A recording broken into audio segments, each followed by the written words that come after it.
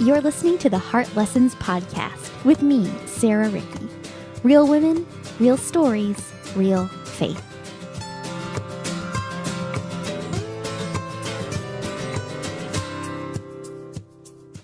Hello, friends, and welcome to episode number 46 of the Heart Lessons Podcast. I'm your host, Sarah, and I'm so glad to have you joining me here today. My guest on the show today is Hayley Morgan, and I think I first started to hear of Hayley when she and Jess Connolly began the Influence Network, and they have since gone on to co-write a book, which came out in 2016. It was called Wild and Free. And Hayley and her husband also have a children's clothing line called Wildly Co. She has a women's clothing boutique called Nellie Taft. And so this is one busy woman. And add to that the fact that she and Jess just released another book, a devotional book to sort of like a spin-off of the Wild and Free idea called Never Too Much, Always Enough, 100 Devotions to Quit Comparing, Stop Hiding, and Start Living Wild and Free. And so today on the episode, Hayley and I are going to talk all about what their message is between Wild and Free and Always Enough, Never Too Much. I'm always afraid I'm going to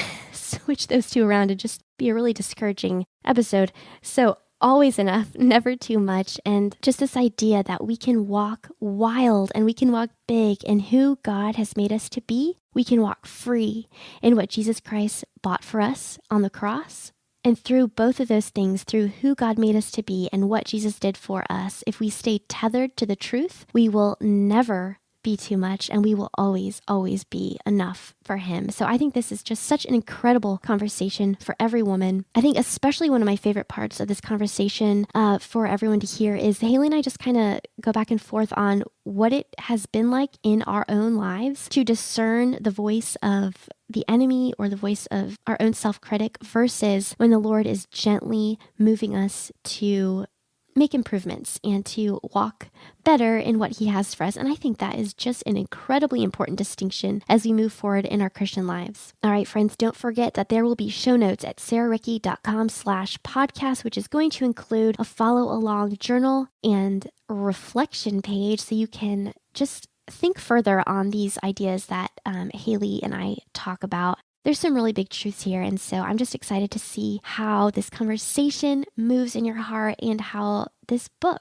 is going to just change the hearts of women and just encourage them that they are enough and not too much in the eyes of our Father. So without further ado, here's my conversation with Hayley Morgan. Well, Hayley Morgan, welcome to the Heart Lessons Podcast. I'm so excited to be chatting with you today. I am so excited too, Sarah. Thanks for having me. Yes, and so at the release of this podcast is also the release of your new book, Never Too Much, Always Enough, 100 Devotions to Quit Comparing, Stop Hiding, and Start Living Wild and Free. So happy launch day. Thank you. It's always such a fun day. It's always like a little celebration. That's exciting. And I'm sure it just feels like you've worked so hard on the book and then it's here. Yeah. It is a funny little thing. It almost feels like having a baby. Like by the end, you're like, just be in the world, please. The last little bit leading up to it always feels kind of the same. And I can say that qualifiedly since I've done the baby thing 4 times. I can say it is really similar. Doesn't hurt quite as bad, but the anticipation is the same. Oh my goodness. Probably few things hurt quite as bad as actually having a baby. So yeah, that's good to know. That is true. Thank goodness. Well, before we start talking about your book and all the great things that you have to say in it, will you just tell us about your family, tell us who you are, what you do, just all those good things. Give us a snapshot of who you are. Sure. I am Hayley Morgan. I have 4 little boys. They're 11, 9, 7, and 5. And I always have to remember if we're in the even numbers or the odd numbers. That helps me go through their every 2-year number line of ages. So we just transitioned into the odd years. Oh, so are their birthdays all around the same time as well? They're all pretty much around the same. So that's good. I am a writer and I'm a business owner and I like to have my hand in a lot of different things. And everybody always says my life looks really busy, but it doesn't feel overly busy to me. So I'm not sure where that disconnect is, but I do have a lot that I have my hands in, and it's all really, really fun. And most of all, really, though, it feels like my biggest job is being a mom of these 4 crazy boys. And it feels like it has to be, otherwise things would get out of control very quickly. We'd have like a Lord of the Flies situation. So we do not want that. No. Exactly. Any of us who got to the end of the book know we do not want a Lord of the Flies situation. Exactly. Right. Okay, so your new book, which you co-wrote with Jess Connolly, Always Enough, Never Too Much. It's sort of I want to say like a devotional spin-off, if you will, of your Wild and Free book that came out a couple of years ago. So can you talk to me a little bit about this concept of always enough, never too much, and wild and free? And what is the centralized message of these 2 sets of ideas? And what do you want to communicate to women through them? Yeah. So Wild and Free was developed out of several years of Jess and I kind of learning to step into how God made us and what Jesus did for us on the cross. And so that's the boiled down, distilled version, or what wild and free means is wild is walking as God made you in all of the quirks and all of the good ways and all of the funny ways, all the things that God made you to be, walking in that. And then free is walking in the freedom in what Jesus bought for you on the cross, in a life that is secure and all that. So that was wild and free. And that was several years of working out what that looked like. And we were in constant conversation about it. So when it came time to write the book, it all just came together really naturally because we'd already been talking about it for so long and so intensely and intently. And so that was great. It was wonderful. And when Wild and Free came out, it's been about 2 years since Wild and Free came out. And I think I was dismayed to realize, like everything else in life, it's not a one and done sort of thing. Like you get it and then you never have to think about it again. And I think that for me, and Jess might have a different answer, but for me, always enough and never too much is built out of the idea that it's good to have reminders and it's good to continue to let that truth permeate who you are, and that there's a big difference between knowledge of something and understanding of something, and that the knowledge comes when you learn it, when you know it for the first time, but the understanding comes when you work out in the day-to-day and you apply it to lots of different situations, and when you kind of continue to preach that truth to yourself. So that's what the devotional, kind of the purpose that we see it serving as, is it's really topical. And we did that on purpose because we didn't want to set people up for failure. And we know that sometimes when you have like a 365-day devotional, when you peter out at like day 18, you feel bad. At least I feel badly. And I feel like, oh, I've failed at another thing. I've, whatever. And I'm big on not taking on burdens that aren't in scripture. And to me, doing a 365-day devotional, like there's nothing falling short of deciding to be done after 18 days. And I didn't want to set readers up to feel something a weight that shouldn't be put on them. So we made it topical. We made it where you could bob and weave, dive in and out. You could read it as you wanted to. You could read it as the need came up. And it would be really easy to find something to read and apply it to kind of your situation. And also it helps, since Jess and I are so different and we are writing from 2 distinct voices. Like we don't try to, if you've read Wild and Free, we don't try to meld our voices together because that would be super hard. We write from our distinct point of view. And so if something doesn't directly apply to you, it can really give you a lot of empathy for a friend of yours that might think like that. And just if you think of friends, opposites attract a lot of times. And so it will probably speak into a lot of situations that you might have experienced with your friends and hopefully bring a little bit of light and hope and truth to those situations. I wanted to ask, do you think that this message of never too much, always enough is something that has always been a message that women need to hear? Or do you think it's unique for the time that we're living in right now? It's a super great question. I always say that I don't invent anything new. Like we're just we're just saying old truths in new ways and new fresh ways. And that this is ancient wisdom that, has been around since Jesus walked the earth. And so I think on one hand that the idea, how I explained wild and free, that wild being how we are made and free being how we walk in the knowledge of knowing what Jesus did, those are kind of, they're concepts of identity and obedience. And those are age old conversations that people are having. And they're things that you'll have to learn your whole life, and it'll change as you grow and all of that. So I think that part is really something that people have been wrestling with and struggling with as long as there have been people. But I think that everything feels heightened right now in our day and age, because we have so much information coming at us, and we see into so many other people's lives, and we see into so many other news situations. We just have a lot broader scope of the world. And it may not be, it's not that we know everything about everything, but we know just enough about probably too many things. And I think that can give us a heightened sense of maybe whichever, like I have a tendency to struggle more with the idea of being wild. Like I feel like I have a decent handle on the idea of being free, but being wild is hard for me. And Jess would probably say the opposite.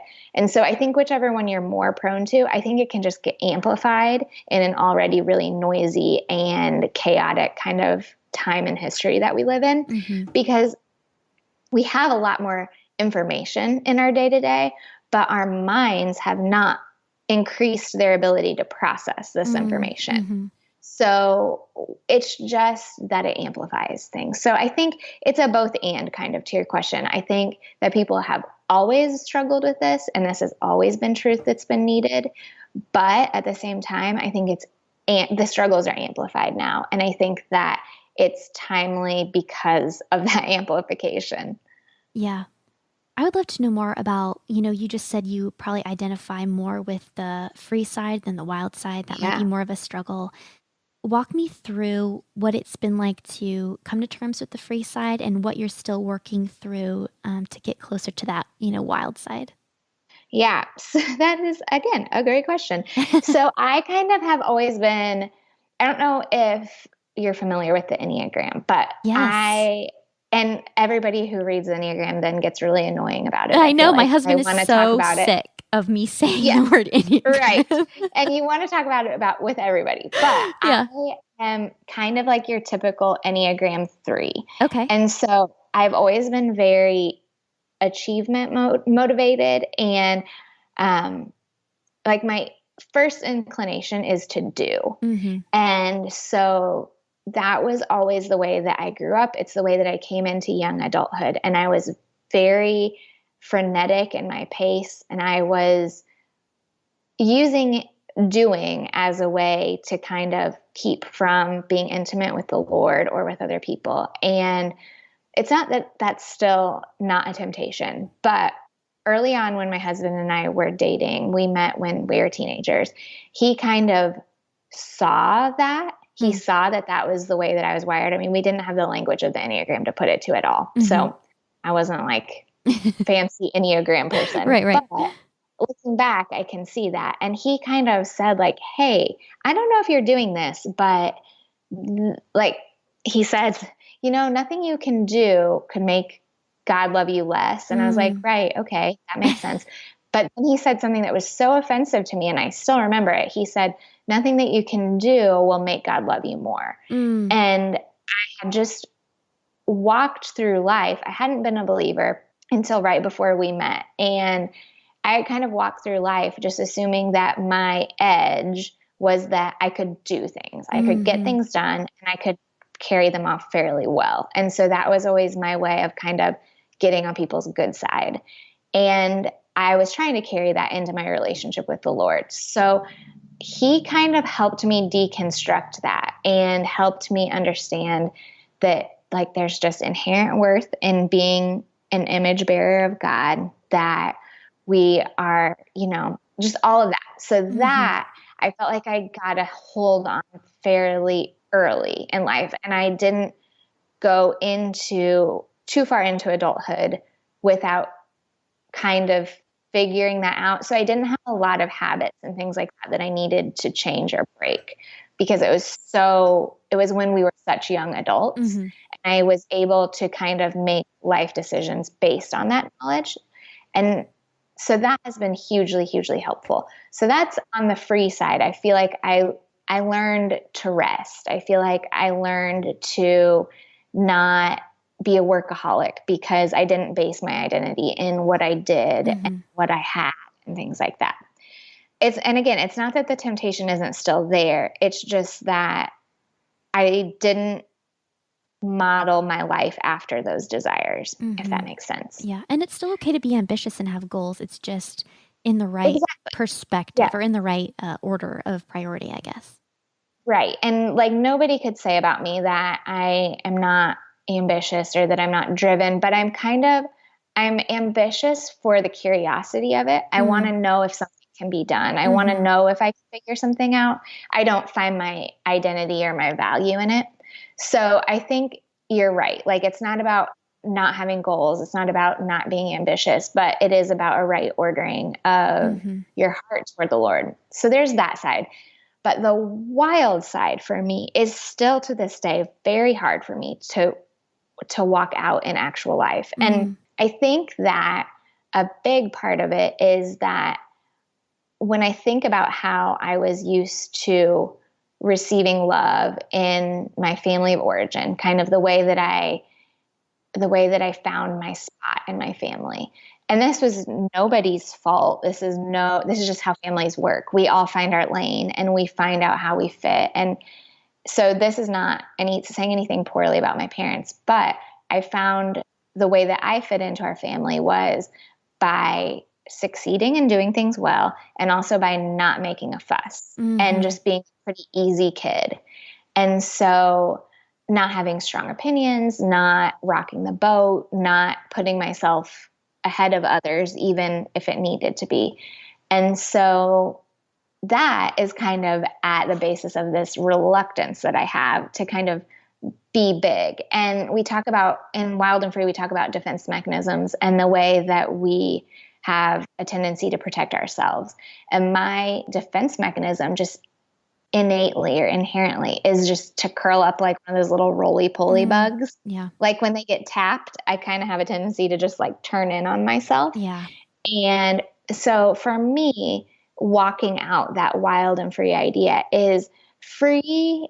I've been doing it a long time, like 17 years or something. I feel like I've been walking that out. Yeah. But the wild idea is still, I mean, even though we wrote the book about it, it still is something that I daily have to practice. And I have to remind myself to get big and remind myself to take up space and remind myself that it's okay to have opinions. And a lot of these things that we talk about in Always Enough, Never Too Much, the devotional, these are kind of the things that I remind myself of.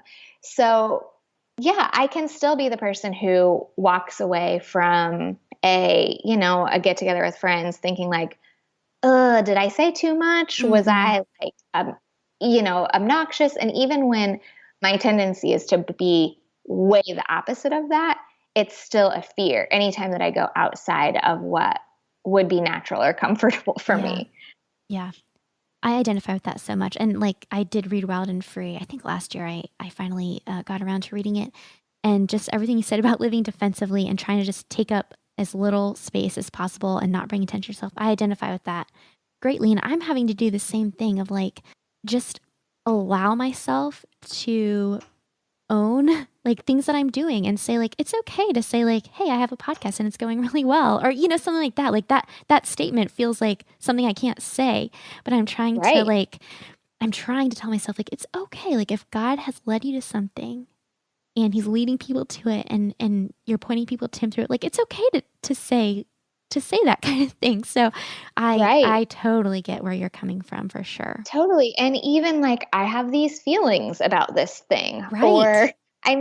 or I have this need. Like there are so many things where I just would not even dare to even bother anybody with my perspective or anything. And that's just it annoys me about myself. Yeah. So I feel like it's always something I can be growing in, and it is something I've grown in a lot. I just have to remind myself of it a lot still. It's still not second nature for me. Yes, I agree. I totally agree. And I'm right now I'm editing my second trade book that comes out in October, and a lot of it talks about how we move what we know in our head to our heart. Mm, And it's something I've wrestled with a lot after Wild and Free was written, just in the thing of like, wait, so we wrote this, but I am still not, and like it still doesn't just come easily to me. So yeah.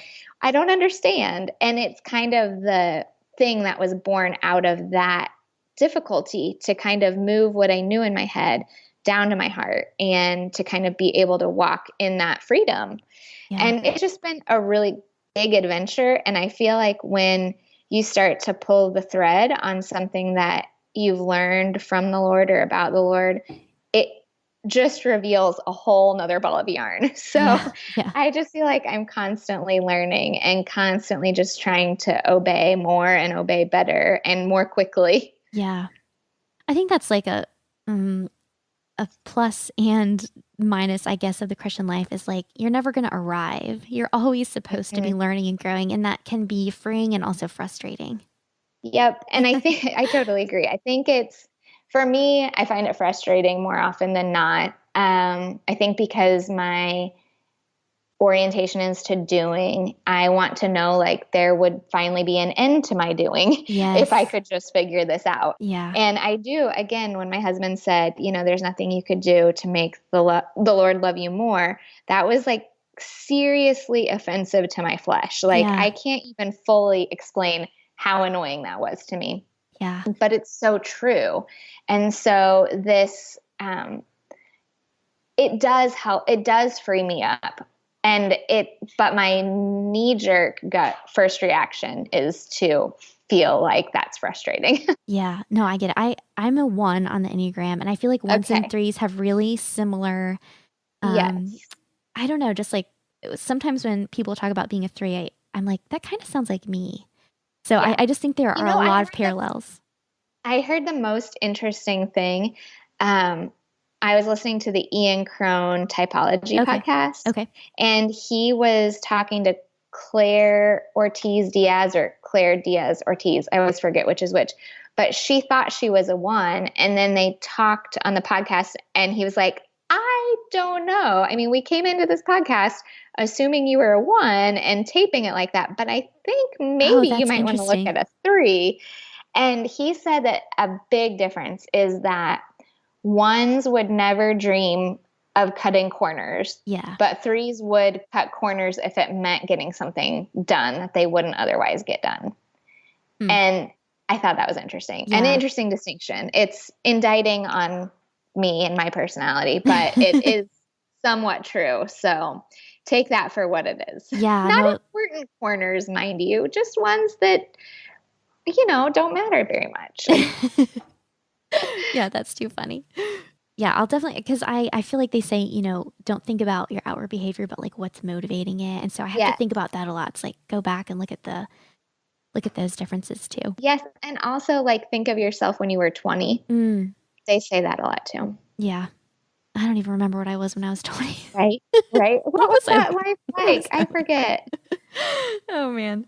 Well, Hayley, what has your personal journey been as far as the never too much, always enough? Because I feel like Wild and Free, like they are definitely related, but they are also kind of different.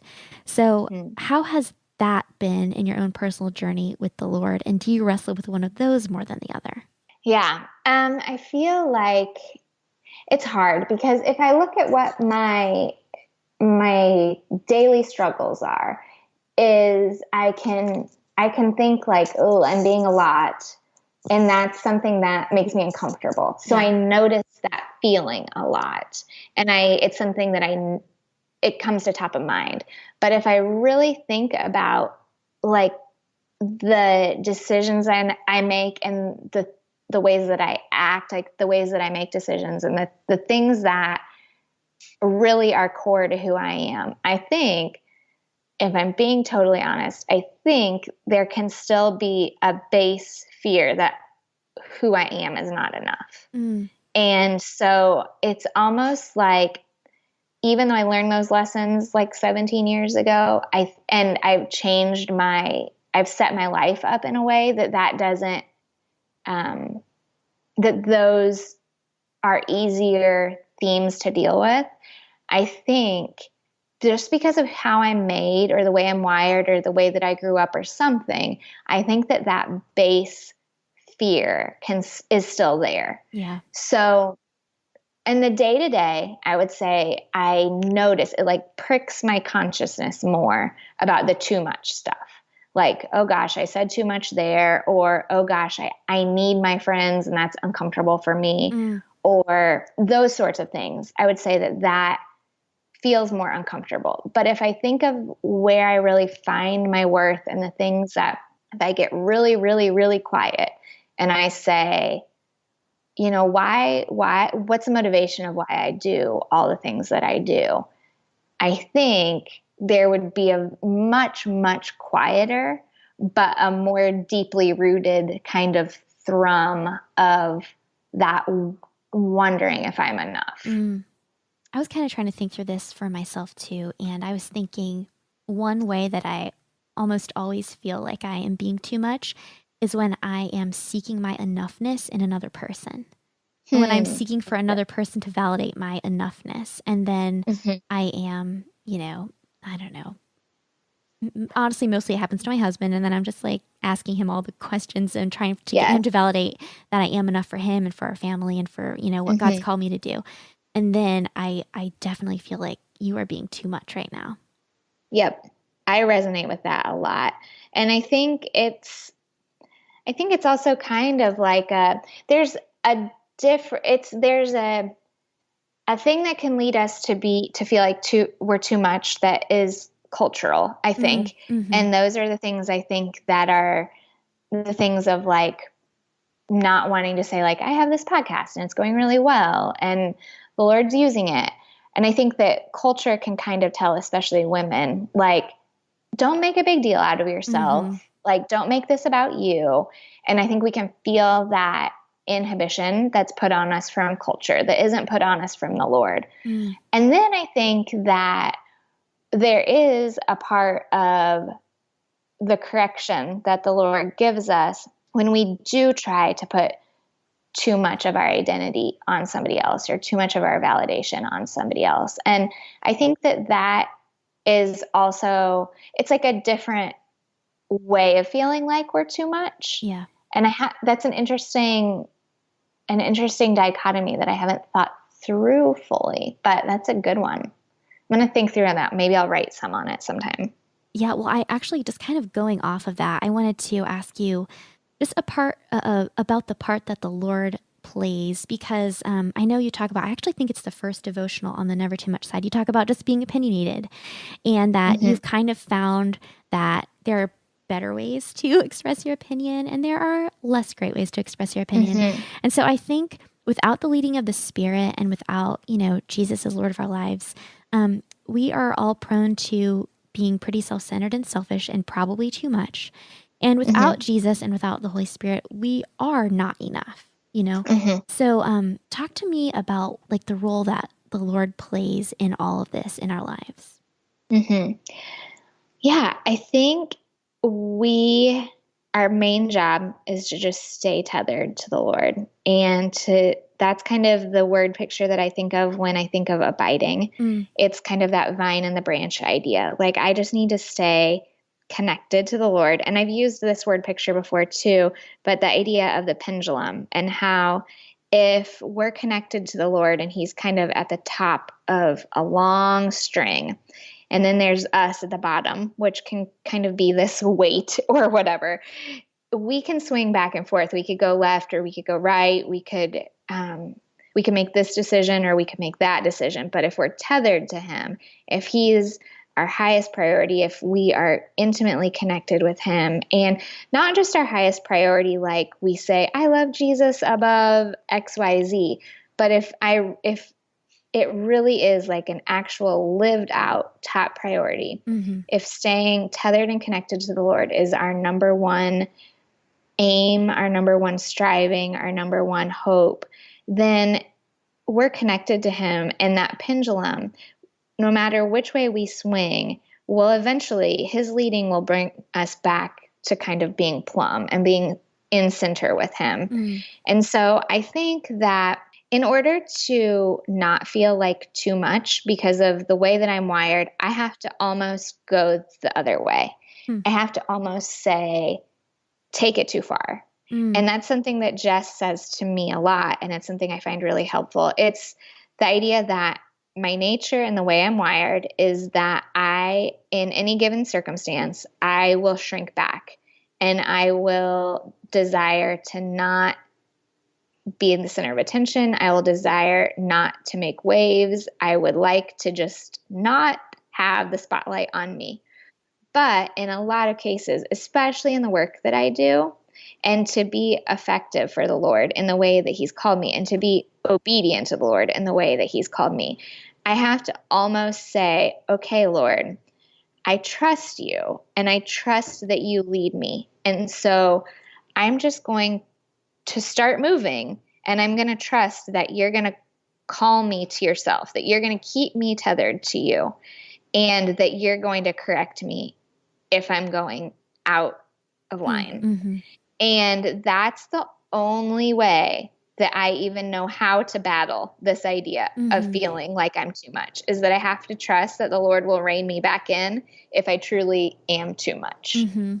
Is there like I don't know, like an internal dialogue that's different between the two when you know it's the Holy Spirit kind of saying, hey, Hayley, maybe that was too much, and also, or just like your, the enemy, or just like your own critical thoughts? Is there a difference in like what plays out in your brain? Like the tone or whatever. Yeah. So my like inner critic or Satan or self, or however you want to think of it, the voice of opposition against God, I think sounds, unfortunately, a lot like myself. And so normally when it's not the Lord, it sounds like my own critical thoughts about myself. And it sounds like the things that I've been thinking about myself since I was 5 years old. Yeah. And those are the things I think that are the too much that I think that we should combat. But there's times when he brings me back into right relationship with him, or right relationship with others, or kind of corrects me. And for me, that correction doesn't look like you're being too much, because that's something that I feel like I heard a lot when I was growing up. And I think it was like just the idea of like, don't take up too much space, don't be too much, don't be the center of attention. And so for me, like God's correction in that is really kind, and it's normally not right after the fact. It's normally not like right in that moment, because that I think can feel really condemning. And I mean, I don't pretend to understand God's timing or why he does things like that, but it never feels like condemnation. It always feels like a light was shined on something that I hadn't really realized was too much. It's never like that knee-jerk reaction for me. It's always that when the light is shined on it, I'm like, oh, right. Yeah, that probably was like not the right move. Yeah. It's not like that knee-jerk self-talk that you've heard in your own head for, 20 years or whatever. Yeah, I would definitely agree with that. I feel like it's when it is, criticism or from the enemy or negative self-talk, like you said, however is the right way to frame it. It's more of like a finger pointing and like a condemnation, like critical, like you are, it's usually like a you statement, like, oh, you're so this or that. And when it's been of the Lord, I think it feels more like, hey, maybe that wasn't the best way. It's more of like a gentle conviction, correction, rather than like a finger pointing and like feeling accused. It's just more gentle and more of like a suggestion, like, hey, you know what? Maybe that wasn't the best way. Maybe you need to go back and apologize. maybe next time you should try this. And to me, that's the Yeah. difference. Just like you were saying, I agree completely. And it seems like it's more about the action and not indicting of you as a person. Mm, Because, like, again, I think it's in Wild and Free, or I think we talk about it in Wild and Free, but Jess and I talk about how you've already been found out. Like you yeah. already have been found out as a person who lives in a fallen world, who has a sinful nature, and you've also already been redeemed. So there's no reason that God needs to keep saying like you are a terrible sinful person. You Mm, are this, that, and the other. Like when he looks at us through the lens of Jesus who saved us. And mm-hmm. so we don't need to, it's like I wouldn't keep telling my child, like, oh, you are horrible. If I would not call my child a liar, I Mm, would say, you were not telling the truth in this situation. yeah. I wouldn't say you are such a liar. And I think it's that difference is that it's not indicting of our identity. It is calling us, it's God calling us his child who did something Mm, wrong. yeah, that's so good. That is so good. From these messages that you are, just sharing with us here and in the books that we keep referencing, what do you want a woman to come away with? Like, how are you excuse me, how do you hope that her heart is changed from these two books and from these two messages? Oh, it's such a good question. I really hope that women will walk away feeling like they can't go too far one way or the other. Mm, And it's not that they don't have the ability to, but it's that if they are intimately connected with the Lord, that he's going to bring them right back where they need to be. And to not, I feel like, and I don't know if this is true of men too. I don't know. I'm not a man, but I do have four boys. And so I'm wondering a lot about the difference between men and women. And I sense a lot in women that we're afraid of ourselves, mm, that we're afraid of walking outside of something that the Lord would have for us. And I think that that fear really keeps us from even obeying mm, because there's really no way to know that.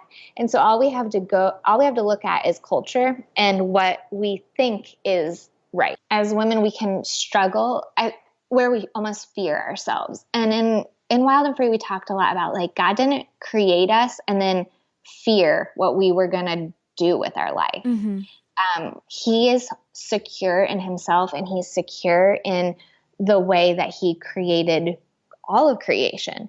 And he's not without a plan and he's not without a point. And so I don't think that we need to live in fear of ourselves when we're intimately connected with the Lord because he will constantly be changing us to be still ourselves, but to become more like Jesus. mm, And so when we live in fear of ourselves, it's almost like we're clinging to an old nature. Paul talks about like our old selves, or I think in an old translation of the Bible, it says like the old man. Like mm-hmm, there's the old self and then the self that's been made new in Jesus. And so I think when we fear our own selves, I think it can almost be like clinging to what was instead of mm, looking at what can be. And if we really, in the book I'm working right now, I'm talking a lot about how we functionally walk out what we believe and how sometimes what we say we believe ends up being different than what we actually believe once mm, we look at how it's lived out in our mm-hmm, lives. And I think if we say that we believe that God has power and that God leads our life and that we are connected with him, but then we live in fear of ourselves, I think that that doesn't speak much to our belief of mm, God's power in our mm-hmm, life. And so I think ultimately that's my hope that women would see that this is a story more about God than about them and that they have a really beautiful and powerful part to play in it, but that they don't need to be afraid of their capacity. That God's not afraid of what they're going to do with how he created them, especially when they're living a life that's yielded to him. mm. That's so good. It just kind of made me think of like, I don't know, but like in the garden, the serpent approached Eve and what she was capable of was bringing sin into the whole world. But what we have is redemption in Christ. So like we are capable, we are able to make a pretty big mess of things, but we have Jesus, and he, like you said, if we are tethered, he will just continue to bring us back to himself. So yeah, what an empowering message. Thank you so much, Hayley. Yeah, thank you. Well, I wanted to shift gears a minute and just talk about you and Jess and your relationship. And you guys have been friends for many years, and you guys have Long time. Yeah, you have started ministries together. You've written now 2 books together, and your friendship has maintained itself over state lines and over many years. And so I just want to talk to you about that and see, like, how did you guys make that work? How do you keep making it work? And just, yeah, like, what are the keys to just a really great friendship with, and really partnership with another woman? Yeah. Well, it's not always 100% easy. Yeah. It is always good, and we're always grateful. And I think that we have always gone into it being mindful that we were partners, like what you said, and not that we're not friends, because we are. And I don't even mean business partners or anything like that, but that we're partners in the gospel, and that we want to cheer each other on in that, and that we want to cheer each other on in the Lord. So I think that the things that we do to kind of nurture our friendship is to really ask how we can love each other well. Since we're far away from each other, we can't do a lot of guessing. Like I don't get to just like stop by her house and kind of take the temperature of how she's doing that day. And so it takes a lot of forthright asking, and it takes a lot of willingness to be vulnerable. And in the times that we've had strain, or in times when it's been more difficult, it's because one or both of us has neglected to be vulnerable with the other one. It's not normally out of a neglect of the other one asking. And so I think it's like any friendship, that it just takes continuing to go to each other and continuing to make it a priority. And I think keeping a short account of wrongs where we don't, let the list get 10 miles long so that we get resentful or frustrated with each other. Right. And I think we are just naturally suited. We both have kind of a high capacity for doing things. And so that makes it fun. That makes it like the partnership fun. We pace each other, we pursue the Lord together, and that makes it fun. There are some things about our personalities where I have a tendency to kind of dwell more in the questions or more in like the nuances of life, and not doubts really, but I untangle things and I want to understand. I want to get to the very bottom of it. And I think that can be frustrating for Jess sometimes, and not in a big way, but in a way where when I look at the tensions that we've ever had, it's been because fundamentally the way that we see the world or approach the world can be a little bit different. And those are things that are good to know about each other, so that you don't see it as a shortcoming of the other one. And you can see it as a way that something that they bring to the relationship rather than a liability. And so that I think is really important too. And I think just specifically speaking to long distance friendships, I think any way that you can affirm each other, any way that you can be on each other's team, any way that you can keep cheering each other on is really important. And another thing that we talked about early on, and it sounds like so silly, but is just the idea of like love languages and and it's something I talk about with my husband a lot too. Like, I don't want to be wasting a lot of energy trying to love you in a way that doesn't connect for you. Right. Because I could be spending my energy because I don't care what way it is. I just want to love that person. Right. I just want I want it to be effective, and I want them to feel that love. And so for me, it's like, well, I don't need to we don't have to cuddle or anything if that's not your love language, but I want to know what what does that for you? Yeah. And so I think that that's been huge to know, because it doesn't leave one of us feeling depleted. Like, I'm trying and it's just not getting through and I don't know why. Like we can be very intentional. So I know that's such an annoying answer, that like, be intentional, but in adulthood and female relationships, they can be hard. And I think there's no point in creating unnecessary difficulty and unnecessary complication and unnecessary second guessing when we can ask and we can be forthright and we can put our energy where it's valued, and we can see each other as the value that we bring rather than the liability. Another thing I just have tried to figure out in relationships in adulthood is how to not be easily offended. I think that when we can know that the other person is generally trying to love us well, generally trying their best, generally X, Y, or Z, I think that we can give each other a wide berth. We can let each other move through the world and not feel like every little action is an offense to us. And I've never met anybody where that's actually their inclination to me, is like, oh, I really just want to irritate her in every way that I can. And, oh, I just really want to annoy her and make her mad and hurt her. And my husband and I kind of have this thing with our kids where if they're walking around grumpy and they're like just in a bad mood, we say like, hey, you've been talking about how everybody's like really bugging you. And if that's the case, do you think maybe like, is it everybody else or is it maybe a you thing? Like, is that in your heart? And I think that's been good to think about in friendships too. Like if I am just really easily irritated, like that's probably something that the Lord needs to work on in my heart. Probably not even really something that's worth like bringing up to the other person, because it's not even something they're doing. It's the way I'm receiving information from the. So I think that's my thought process behind it. I don't know that we're experts, but we love each other a lot and we see the Lord in each other a lot. And I think that that's something that saves any relationship, when you can see the Spirit in the other person. Yeah, no, those are just such good reminders, and especially from, someone who's in it and you're making it work. And so I just appreciate that perspective. Probably also the enneagram, right, Hayley? Yeah, I think the enneagram is so helpful.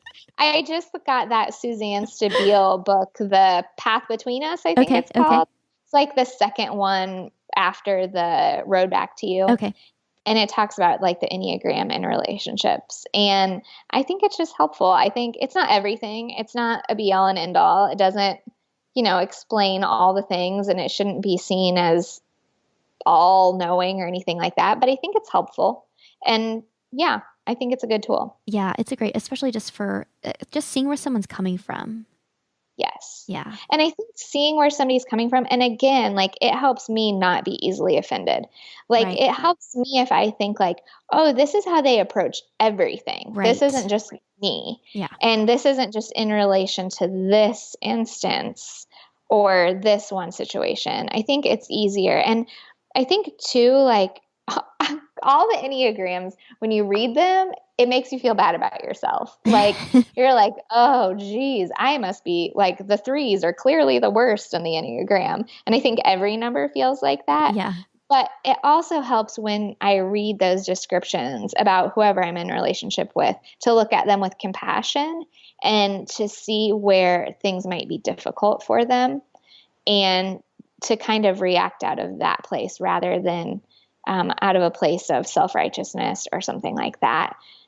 Scripture talks about how people can be like a sheep without a shepherd. And when they're walking around like that, that they're easily harassed and they, can feel chaotic and things like that. And so anytime that happens, especially with somebody who doesn't know the Lord, I kind of just think like, okay, they're a sheep without a shepherd. Like this is to be expected. And it's more about how I react than about what has happened. Yeah. My husband just told me, I can't remember where, if he read it or heard it on a podcast, but he heard this story about a group of men who were in like a POW camp together, like just really terrible just terrible circumstances, like terrible surroundings. And they had this rule, they're in just the worst situation you could imagine, in very tight quarters, and everything was against them as it stood, just where they were. Yeah. And so they had a rule that if you were annoyed at somebody, it was your problem and you had to fix it. Like they weren't allowed to be annoyed with one another, because that's like all they had was each other to just keep from falling into a pit of despair, really. So that just goes back to what you were saying. Like, yeah, I struggle with that, because on one hand, I know that is just an important life lesson to learn, is that if you're annoyed with somebody, like most likely it's probably a you thing and not a them thing. I mean, they may be doing something annoying, don't get me wrong, but it's more likely that you're going to have to change your perspective than that they're going to change their behavior. Yeah. And so on one hand, I want to tell my kids that all the time, like, you can't be annoyed with your brothers because this is what you've got. On the other hand, I know what it's like as a kid. And this is where I have like infinite compassion for my parents, because I realize how difficult parenting is. Yeah. But I think I also know how hard it is when you're a kid and being told like what you're feeling, you're not really allowed to feel. And so I don't know how to strike that balance in parenthood, but I definitely have that like thought of, how do I help my kids work out like these really weird annoyances that they have with each other and kind of still allow them to be their own people. Yeah. So I think it's something we can understand as adults a lot better than, more difficult for kids, I think, to separate self-control from, just a blanket statement. So anyway. I was just going to say, my son is really sensitive, and I try to just help him. Like, I try to like validate it first. Like, I understand like your siblings are making a noise that is very irritating. I get it. But like, yes. here's what you can do. I don't know. I try to like at least validate what he's feeling. Yeah, I think that's really wise. All right, Hayley, well, I have 2 more questions for you that I ask every guest that comes on the show. As you're walking out the story God has written for you, what is a heart lesson that he's been reminding you of lately?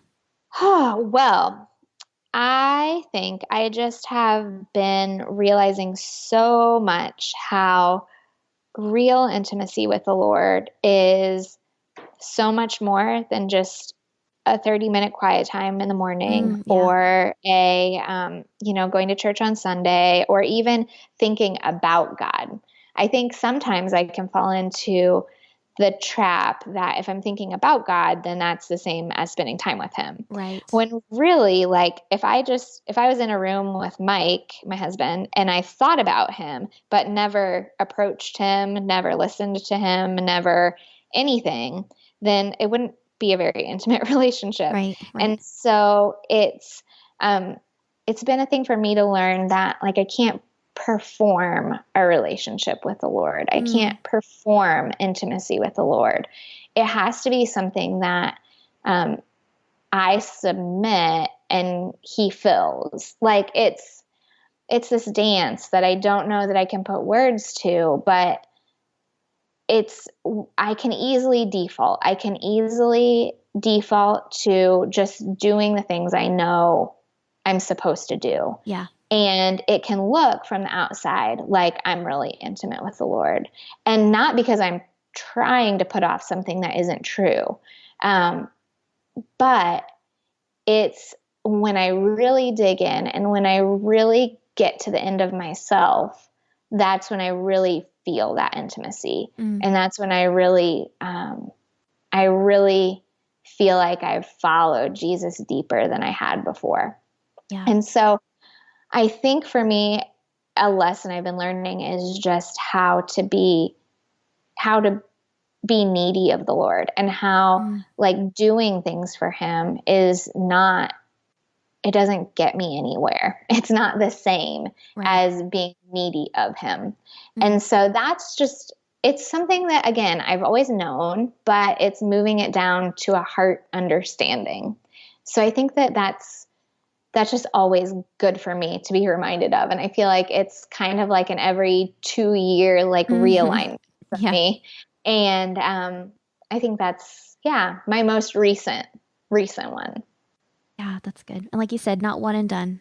Right. Yeah. I know. I want to like grow out of needing the gospel. That would be wonderful if I could just figure out how to test out of that. Yeah. It'd be perfect. Yeah. Listen, the good news is one day it'll I come. know. It's so true. Yeah. It's so true. That Yeah. is good news. All right, Hayley, last question. What is something you're looking forward to? Oh, I'm really looking forward to summertime with my kids. I always say that I'd homeschool if it wasn't for the actual school part because my kids would end up like not learning anything. But I do not operate well in the traditional school schedule. I appreciate a lot more of a relaxed schedule. And so I'm really excited to have my kids home and be able to have slow mornings and later evenings and all of that. So I'm super excited about that. And just to put in some good quality time with them as they get older and kind of as they all reach an age where their relationship with me is more of a choice on their end than it is a necessity. Yeah. Are you, do you guys get out in May or June? We get out at probably the end of May or the very beginning of June. I don't remember exactly the date, but we are on a balanced calendar. So they get an 8-week summer and then 2 weeks for fall break, 2 weeks for Christmas break, 2 weeks for spring break. Okay. Well, Hayley, I am excited to point people to your book and to what you and Jess are doing. This book is beautiful, by the way. Did you have anything to do with the flip concept? Because that is so cool. Oh, everybody has been asking that. And I wish I could say that we like invented that idea, but we actually we hadn't had a plan to do another book together. Okay. After Wild and Free, we both had a contract for one book on our own. And we always wanted to do more with the Wild and Free idea, but it's not the norm for first time authors. Like they want to see that a book has a successful concept before they start making like Wild and Free for young women, Wild and Free Bible study, like all the things. And so they actually approached us after Wild and Free had been out for a while, and they came up with this idea, which I think that it's called a gift book. Like that's the division of the publisher that it's with. And the idea is that it's really beautiful to pick up and it's something that you would want to gift to people. And I think that has been the thing that we really love about this book is that it does look so pretty and it is so fun to hold. And I think half the time, like really letting something sink in is so much of it is just being confronted with it a lot. And so I love the idea that it, will live in people's houses. And it's something that, you'd want to have out on your counter or on your coffee table or things like that. So we've been super grateful for the whole team for this book and the way that they've kind of shepherded it and helped it kind of be what it is. It's writing and publishing is a team sport, much more so than doing other things that I've done as a job. There's a whole host of people who've worked on this book that you'll never know them. You'll never see their name on anything, but they have a lot to do with it making it into your hands. So we're really grateful for them. Yeah. Did you, what was your reaction when you saw like the flip idea the first time you saw it? Oh, we were just really excited. I mean, it's just a really quirky, novel way to even like read a book. Yeah. And so even when you are kind of holding it, and even when we were thinking through cover designs, like thinking how to even make the cover into something that is intuitive so that you know kind of what's going on with it. So it's why one cover is really, got a lot going on and it's wild and all of that. It kind of helps for intuitive design. So it's just such a fun concept. Super fun. And for listeners who don't know what I'm talking about, who don't have the book, it is on one side is the Never Too Much devotional. And then you flip it like, I don't know, 180 degrees or I don't know. I'm not good at math. And then it's I don't have it in front of me. Yeah, I don't know. It's the Never Too Much. So one side has, half of it is always enough, half of it's never too much, and you flip it and it's, one or the other. So it's very cool. It's so pretty. It's a fun book. And it was also really important to us that the book not have a lot of writing that wasn't new. Because I think we've gotten books like that before where we were like, oh, we've read this before. Right. And there's a time and a place for those kind of books, but I don't know that we're the kind of writers who have like a best of yet. We haven't been around for that long. So we wanted to make sure that this was all new and fresh writing. And I think that there's one entry on mine that is derived from a part of Wild and Free because it was a part we really wanted to highlight. But other than that, it's completely new writing, and it is just fresh and kind of our outworkings of Wild and Free, the book. Hayley, tell us, where can we find this book? Where can we connect with you online and all the things that you do? Because you have a lot of different spaces online. Yeah, I do. So the main place, well, first of all, you can get the book anywhere books are sold. You can order it on Amazon or Barnes and Noble or christianbooks.com. There's anywhere you could get books. You can even ask like your local bookstore to carry it. Barnes and Noble probably would have it if you stopped by today.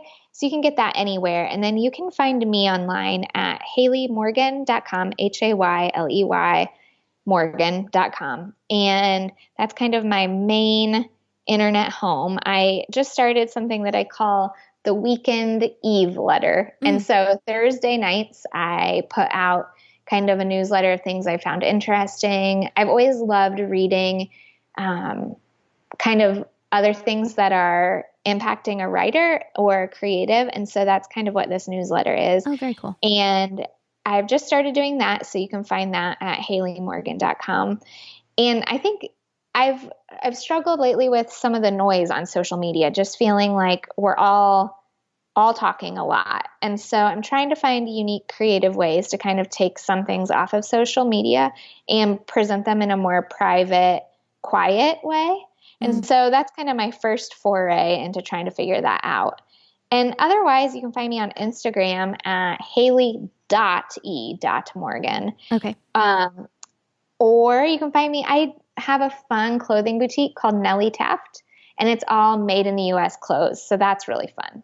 Yes, and they're very lovely. I just was on there not too long ago trying to talk myself out of buying things. Well, I love it.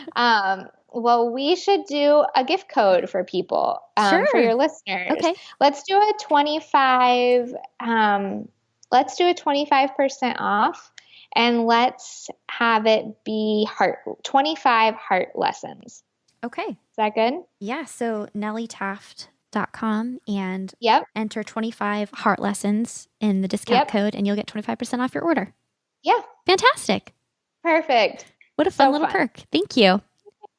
Well, Hayley, it's been so great to talk to you this afternoon. I am just so glad that we were able to connect and talk about this. And I can't wait to point people your way and just help spread this message, because I think it's a really important one. Thank you so much for having me. It's always so fun to chat. Talking to Hayley was such an incredible inspiration for me in my own life. And it was just really fun to just dialogue back and forth with another woman who struggles with similar things, and it felt like we were on the same page a lot, and I was just able to kind of sort through some things that the Lord has been helping me work through in my own life. It was just really fun to dialogue about that. There are just so many takeaway points. If you go to sarahrieke.com/podcast, you'll find the notes page for this episode, and there are going to be many, many takeaway truths that you can reflect back on. But I'm just going to point out a few right now. When Hayley was talking about the conversation that she had with her husband that was so deeply life-changing, he told her, there is nothing you can do to make the Lord love you less, and there is nothing you can do to make the Lord love you more. And sort of going off of that idea, later in the podcast, she said, you've already been found out as a person who has a sinful nature and a person who lives in a fallen world. And also, you've already been redeemed. And so, friend, there is nothing you can do to make God love you less or more. You have been bought at a price. The price was the precious blood of Jesus, and he loves you. And he wants you to abide in him so that you can live wild in who he created you to be and free in what Jesus bought for you. And so as you stay tethered to him, you will feel that you are never too much and indeed always enough. Kind of continuing along that idea, Hayley said, when we fear our own selves, it is almost like clinging to what was instead of what could be. Because of what Jesus did for us, we can walk freely in who God made us to be. And I just think those are, sometimes the enemy likes to trick us into thinking that we are that old person, that we still have to live with those same old tendencies, but we are free in Christ to just move forward and live in grace and live in freedom. And so I just hope that was incredibly inspirational to you today. Again, if you go to sarahrieke.com/podcast, right up at the top will be the show notes for this page. And I'm going to include the keys to friendship that Hayley talked about that kind of make her and Jess's relationship work. And I thought they were just really helpful, even for a marriage relationship. So I'm going to make sure to put those there. Never too much, always enough. 100 devotions to quit comparing, stop hiding, and start living wild and free is available today anywhere books are sold. And so go ahead and snag yourself a copy. Again, it's a beautiful book. I think you're just going to really, really love it if you get your hands on it. You can find out more about Hayley and what she does at HayleyMorgan.com, on Instagram at Hayley.e.morgan. And she was so kind. If you go to NellieTaft.com, which is her clothing boutique, and at checkout, enter the promo code 25 Heart Lessons, she's going to give you 25% off of your order. And there are some super cute things there, especially dresses. All right, friends. Well, that is all for me today. I'm thankful every time that you choose to listen to Heart Lessons, and that Heart Lessons podcast is in your earbuds. And just thank you so much for supporting the show. If you've not left a rating or a review, that would be incredibly kind if you could do that. And of course, 5 stars and positive reviews are the most helpful. Coming up in a couple of weeks is going to be the Heart Lessons Mother's Day series featuring several amazing guests, and I cannot wait to share those episodes with you as we just talk about motherhood from many different angles and perspectives and stories. And so I think you're going to find that really encouraging, and I'm excited to share those guests with you. Well, as always, friends, I hope this episode encouraged you and inspired you to walk well in the story that God has written especially for you. Bye, guys.